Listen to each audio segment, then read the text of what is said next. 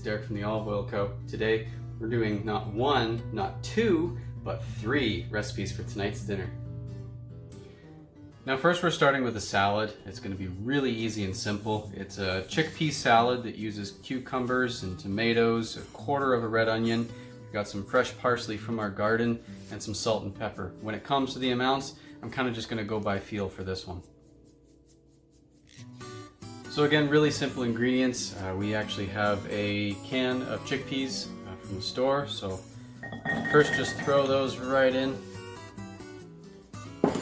What I did was, because it was a really big cucumber, I cut it into quarters. So let's get our cucumber in there too.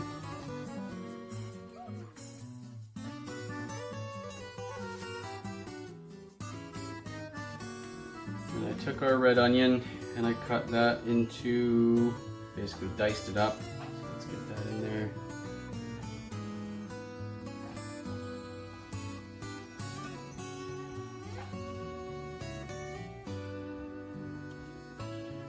Then our tomatoes I just roughly chopped into almost the size of the end of your finger, I guess.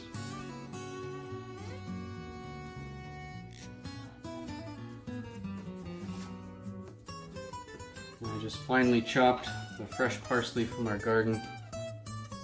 Sprinkle that in there.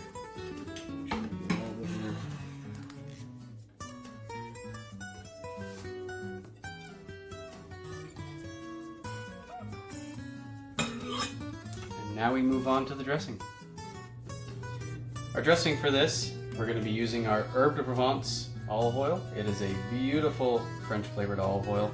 We're going to do about a quarter cup of this, as well as 3 tablespoons of our oregano white balsamic. These two guys are just going to add such amazing flavor to the salad.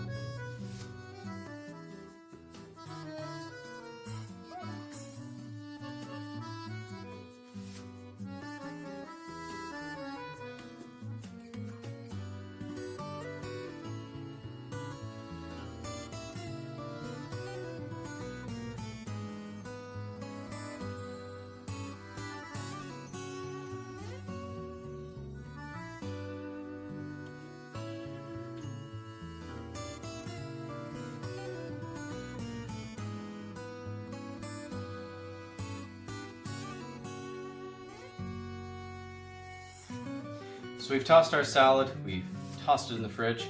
Next thing we're doing tonight is portobello mushrooms. So basically what we're going to be doing with these is make them kind of like a Caprese salad on these portobello mushroom caps. So we've already taken the stems out of all these guys. I'm just going to quickly show you just how to get the gills out. You just want to take your spoon and very gently scrape all that out. So I'm going to do that with this one, and then we're going to put all our toppings on. So first, we have to put 1/3 of a cup of butter infused olive oil in our pan. This is going to basically make a sauce that we're going to baste our portobellos with. Get that on heat. While we're putting about 2 cloves of garlic in the pan. Some minced in here.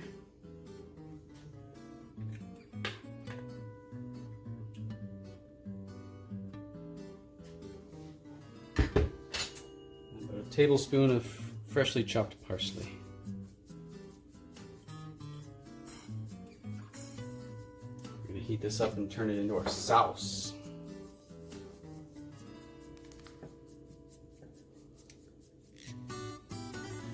If you haven't used our butter infused olive oil, it actually has no dairy in it.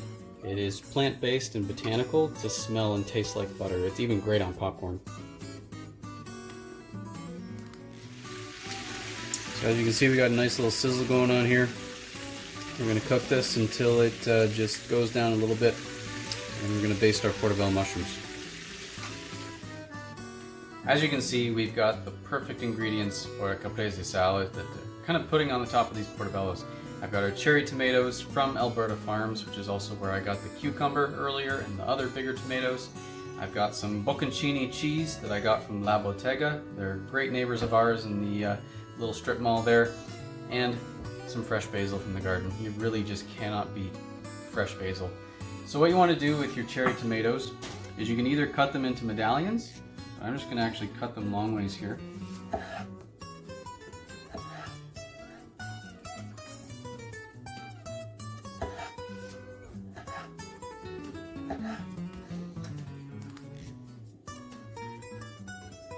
Some nice coverage with these.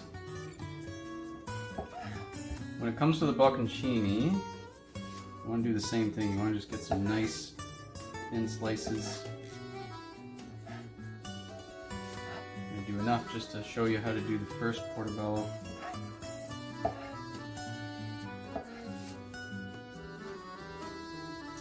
And then with the basil, you can just do a few cuts like that.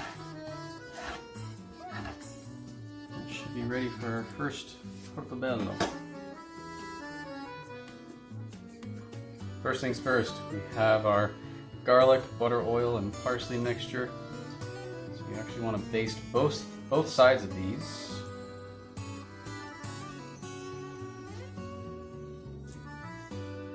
The smell is fantastic, by the way.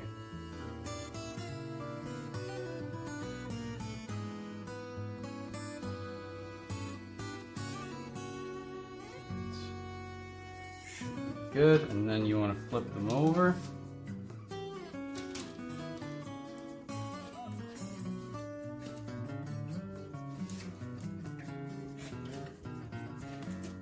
Try to get the best of everything, and then you want to baste the inside as well.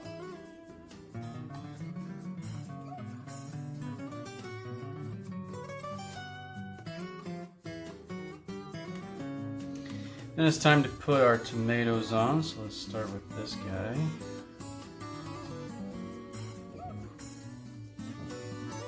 Make it look as pretty or as rustic as you want.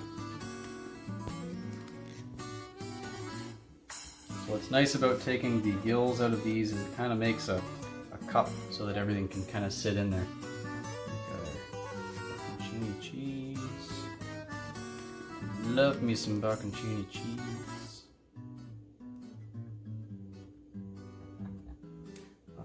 Cut up a little bit more.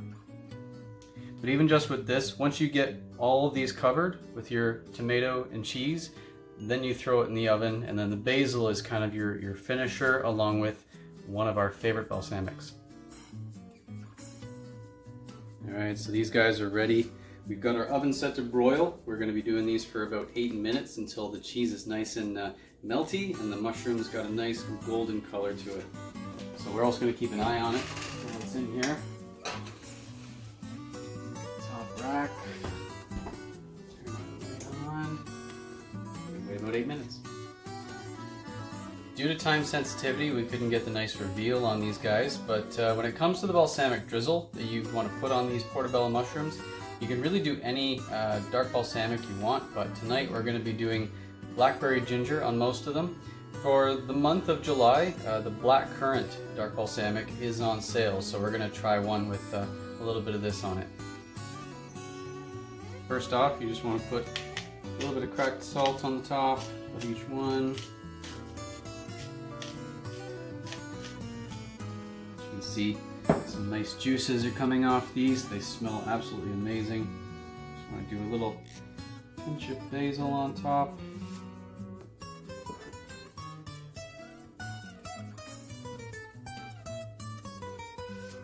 Or as much basil as you like. It's fresh, it's delicious. It doesn't really matter.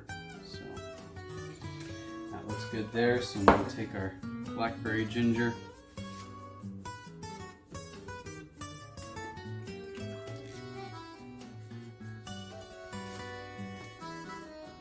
Quick drizzle here.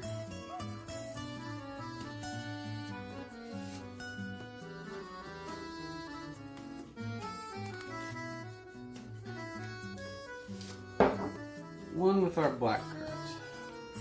See how she turns out.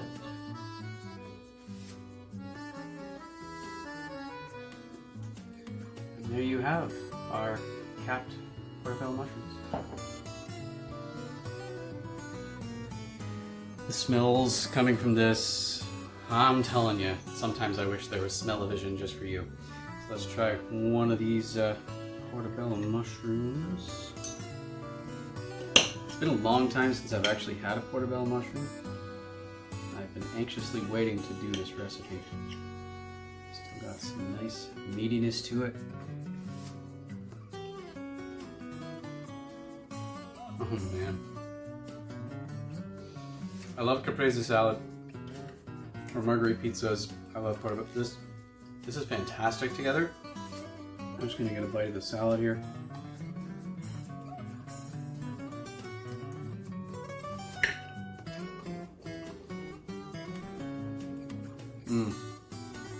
So fresh.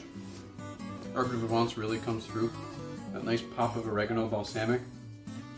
But wait, this video is not done. We still have a dessert coming. For this next recipe, you can either do it as an appetizer or a dessert. It's beautiful, it's got nice sweetness to it.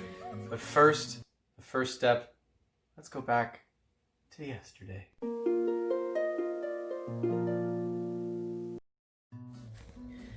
As you can see, we went out, we bought ourselves some nice fresh nectarines. What you want to do is take the cores out of each of these. Oh, man, you can just see the juice just dripping out of these guys, so nice. Once the core is out, you want to cut them into some thin slices. And once that's done, you want to get a piece of Tupperware, get all your slices in there. And once all the slices have been put inside, the next step is to get our Honey-Ginger White Balsamic vinegar. It's got great sweetness from the honey, you get the pop of ginger, and you just want to make sure all those slices are really nicely coated with it. As you can see, we're being just a little liberal with our honey ginger because we want the flavor to really shine through, and then just mix it all up together, make sure they're all coated. Then just put the top of your Tupperware back on and let it sit overnight in the fridge. For dessert, we are making some Nectarine Crostinis. The most important ingredient for this, sourdough baguette. This was made by Little Paris Bread Co., our good friend April. She's got an amazing thing going on in town. She makes sourdough almost everything. Her breads are fantastic, delicious, always fresh. She made this up for us, so we're gonna cut this into little slices. We're gonna put some mascarpone cheese on, and then we have some nectarines, as I showed earlier, that have been sitting in Honey-Ginger White Balsamic overnight.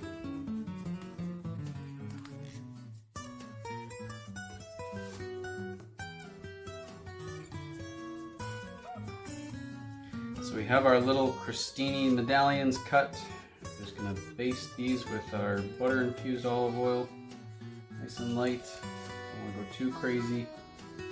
And we're going to broil these until they're lightly toasted. So again, keep an eye on them once you've got them in there.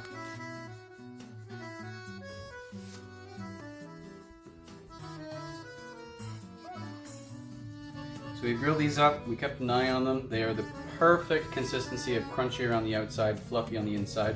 So we're just going to set these aside for now. You can use the same pan. What we're going to do now is actually broil our nectarine slices. What that's going to do is it's going to caramelize the honey-ginger balsamic onto each slice.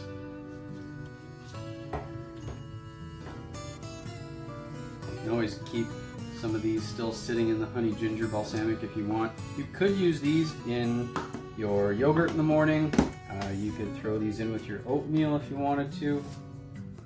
Some nice slices on here since we don't have too much of the bread. We don't really need too much of these. And that should be enough for what we need. Nectarines have been broiled. Next thing you want to do is actually get a bit of mascarpone cheese, and we're going to do a little layer on each of these.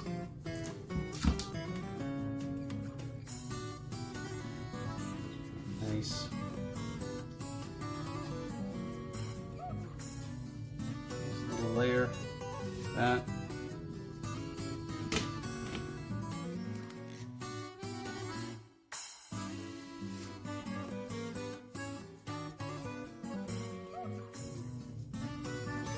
Got them all covered. Next step is getting our slices of nectarine on.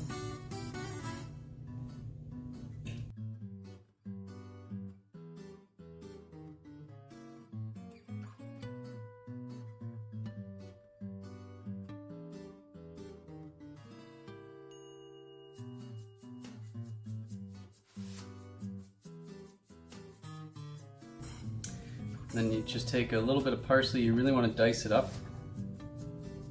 Just acts as a little garnish.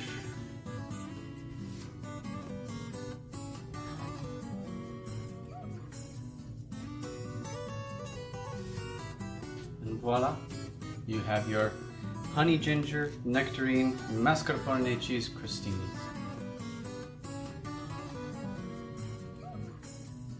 Smell really good, they look really good. We're gonna go enjoy these guys out on the back deck. I know this was a lot tonight, 3 recipes in one, but I hope you guys enjoyed. I definitely did, and we'll see you guys next time for the next video.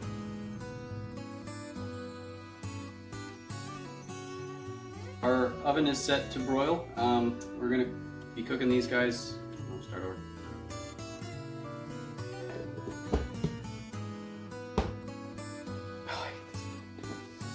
Again. Well, one of the most important ingredients for this one is bread. I almost hit myself in the face there, but that's okay. The most important thing for this.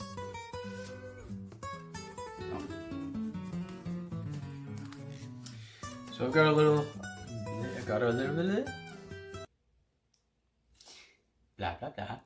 blah blah blah blah. Back to yesterday.